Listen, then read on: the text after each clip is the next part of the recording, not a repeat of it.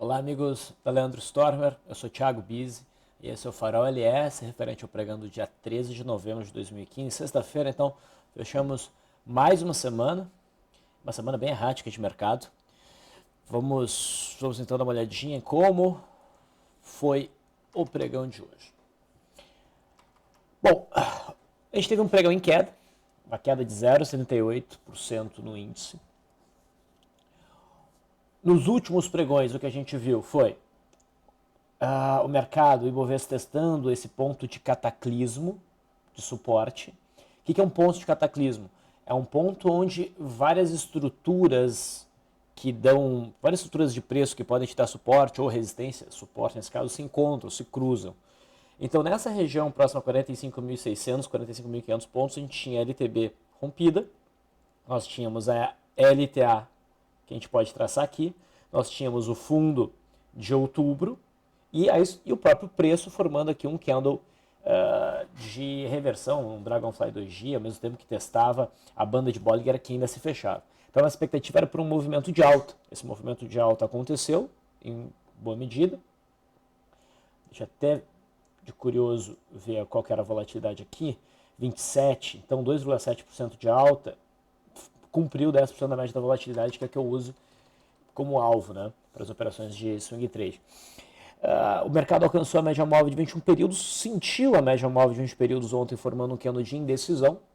E o que nós mencionamos ontem é que a direção do pregão de hoje, minha expectativa era mais para alta do que para queda, mas o que provavelmente definiria seria a perda da mínima de ontem abrindo espaço para o movimento corretivo ou a superação da máxima de ontem abrindo espaço para a continuidade desse movimento de alta. O mercado foi para baixo. Tá?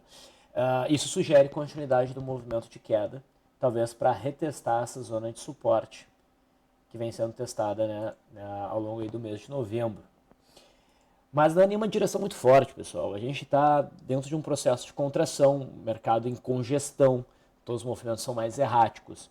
E a gente já está dentro de um cenário assim há bastante tempo, desde o final de agosto, mas a coisa se intensificou mesmo, o cenário ficou mais claro nesse sentido, mais a partir da segunda quinzena de outubro. Então, desde lá que o mercado está muito sem direção e difícil de operar. Bom, no intraday, nós tivemos uma abertura em gap de baixa, formando aqui um primeiro movimento que não foi rompido. O mercado, na verdade, fechou o gap, rompeu a linha d'água, gerando compra por rompimento de linha d'água. Mas sim, era como nós conversamos ao longo do LS Live, né, que a gente tinha um cenário que não era muito favorável a um movimento de alta, porque a gente tinha muitos obstáculos com todas essas médias passando em cima do preço. O rompimento da linha d'água não fluiu, sofreu stop, e o que a gente teve foi mais um dia de um movimento errático em torno da linha d'água, a mesma coisa que nós tivemos no pregão de ontem, só que um pouquinho mais abaixo. Tá? As bandas começam a se fechar, a gente já pode desenhar uma linha de tendência de baixa. Se estabeleceu aqui um novo patamar de suporte para o pregão de segunda-feira, que rompido pode dar um trade legal para se buscar esse suporte. Tá? Então o mercado tem um direcionamento mais baixista. Para operações na ponta compradora, ele ainda tem que melhorar o cenário, teria que romper essa LTB, enfim. Então o mercado não oferece nenhuma grande convicção em termos de movimento. O mercado lá fora, pelo fechamento de ontem, indicava a continuidade do movimento de queda. E foi o que nós tivemos hoje. O mercado americano está próximo do seu encerramento, ainda está operando agora. A gente teve uma barra forte, rompendo as médias, provavelmente teria continuidade do movimento. Se a mínima de ontem fosse perdida, então esse seria o sinal técnico para esperar a continuidade do movimento de queda e provavelmente para alcançar a retração de 0,32 por aqui. E o mercado já está próximo desse patamar. No S&P 500 futuro, o movimento corretivo está sendo um pouco mais forte. Essa LTB de curto prazo que já não tem mais muita validade, nem mesmo no Dow Jones, já pode apagar ela. E essa é a região de alvo, na qual o S&P 500 futuro já se aproxima bastante, mas ainda tem espaço para cair e não há sinal de reversão. O dólar vinha mostrando fraqueza nos últimos pregões. Eu realmente estava achando que o dólar ia acabar rompendo o suporte à mínima de outubro, mas O pregão de hoje começa a permitir um cenário diferente. Tá? O dólar hoje subiu e não devolveu o movimento na parte final do pregão como vinha acontecendo. Ele conseguiu fechar num candle mais consistente, mais sólido, fechamento próximo da máxima, volume legal, ok, e já começa a romper a versão mais aberta, né, da LTB.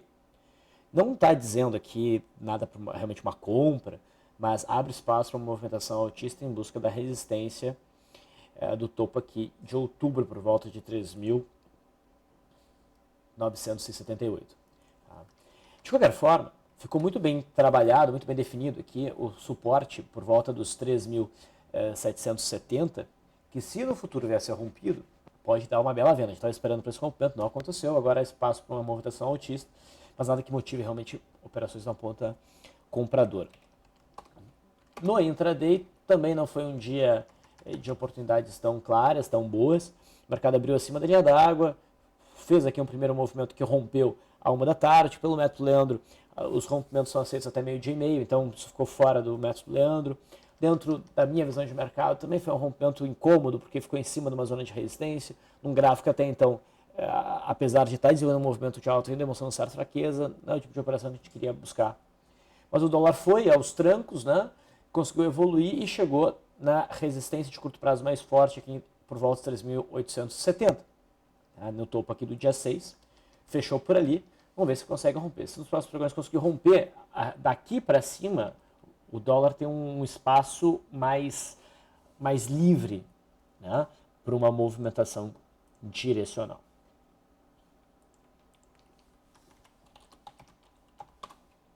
E o juro também começa a passar para cima dessas máximas. As bandas começam a abrir, isso chama atenção, entrou um pouco mais de volume hoje, mas a gente não tem um candle forte, a gente não tem um sinal mais claro para uma entrada. Tá? Mas a gente tem que ficar, o alerta em relação ao juro que tem que ficar redobrado. Nas ações, a Vale apresenta um movimentozinho de alta hoje, nada que motive operações na ponta compradora, ela ainda não alcançou o fundo de agosto. Tá? Mesmo que ela venha a subir, o fundo de setembro e o fundo de outubro geram resistência junto com essa fronteira do gap. Então não é um ponto tranquilo. Operações, ela pode subir até aqui para depois voltar a cair e testar o alvo, mais ou menos como a Uzi Minas fez. Rompeu, caiu um pouco, começou a subir antes de ter alcançado o alvo e depois veio buscar o alvo, agora está até querendo romper o suporte. Tá? Se for para querer se arriscar numa operação na ponta compradora no gráfico da Vale, a Vale 3 estaria um pouquinho melhor posicionada, mas na minha leitura não reúne características boas suficientes para a gente querer comprar. A gente vem falando sobre a BRAP, a gente pode dar uma olhadinha na BRAP. A gente viu o sinal da BRAP de vendedor por gap fuga mais forte que o da Vale 13 e da Vale 5. Mas por que BRAP, Bisa? Porque a BRAP tem correlação com a Vale. Tá? O sinal de venda aqui era legal e realmente o papel vem desenvolvendo um movimento de queda. Enquanto hoje a Vale consegue mostrar uma recuperação, a BRAP não. A BRAP mostra uma queda de 0,70 e aprofunda o movimento de queda. Petrobras, PTR3, vamos começar ontem, sinalizou dentro do meu modelo uma possível venda a ser confirmada pela perda mínima de ontem. Hoje isso aconteceu. Petrobras, PTR3 então vai caindo, muito volume hoje.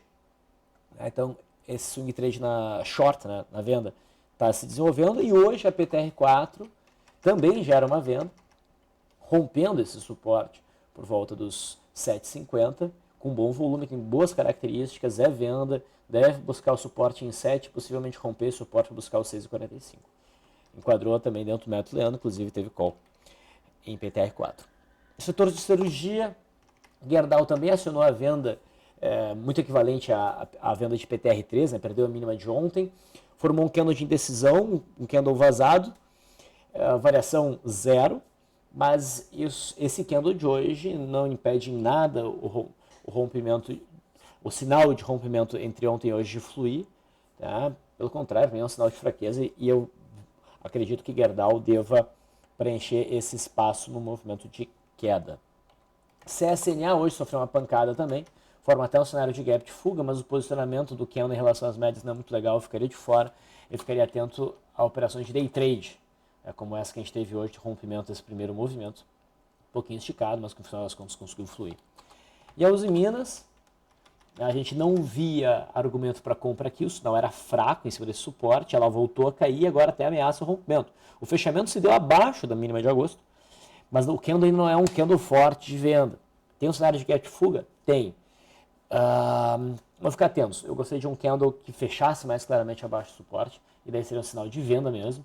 E daí quando a gente olha no passado aqui da Uzi Minas, a gente percebe que não há suporte próximo.